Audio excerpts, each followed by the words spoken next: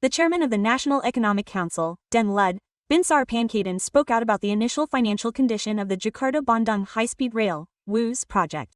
Luhut admitted to receiving defective goods from the start of the project.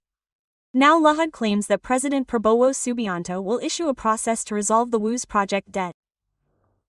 This was conveyed by Luhut at the one-year event of the Prabowo Prandis administration on October 16. Luhut said the financial condition of the U.S. project was problematic from the start. He admitted that from the beginning he handled the project, which was carried out by PT Kereta Cepat Indonesia Cina, KCIJ. According to Luhut, the goods received were defective from the start.